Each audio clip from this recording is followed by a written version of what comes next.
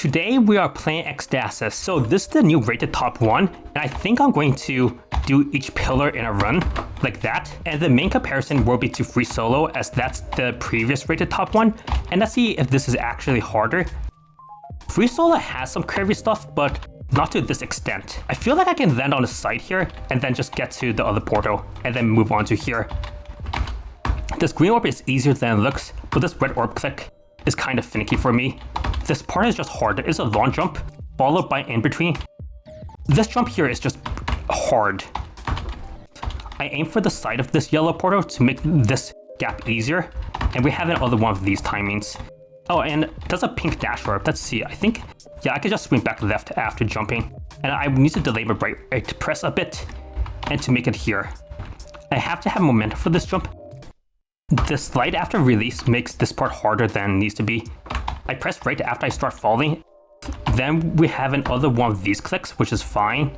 The delay you need to do after you jump is something I need to get used to, because I'm usually familiar with going right away. So far, I don't think this is harder than free solo, but it's only one checkpoint.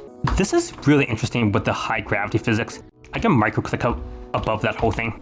I hope whoever's watching is good at micro-clicking. Yeah, these orb portal mixes are always interesting because you have to press the orb after you press the portal. This green orb click is actually fine. We have a micro click. Yeah, that's kind of awkward. This jump here is tight. And I think I can just jump in between the spikes here, do a micro click, and then use this blue orb and do a trick shot with this yellow orb. I'd imagine all of this gets really consistent so far. Like, I haven't seen anything that's really been like, this is for sure super hard. This is like doing 10 how to platformer rooms without a checkpoint, which isn't that hard, I'd say. It's just a consistency check more than anything else. Can you micro-click? Can you do in-betweens? That's what this whole level feels like so far. It's honestly kind of boring because, like, it's just the same gameplay over and over again. And we have another orb click, which I can just go on the edge here, line myself up and do a micro click. Oh, what is this? This is very awkward because I have to jump in a very awkward way. Okay, first try there, that's good. Yeah, so far, like, I haven't seen anything harder than free solo, but maybe this section would change my mind. We have some ball gameplay where I have to twist and turn. This is an S shape. Okay, that is kind of concerning with how twisty it is. I don't think I was supposed to go that way. I think I was supposed to, yeah, do this. Yeah, I don't know what I was trying. I need to be inside the spike here and have momentum to cross that.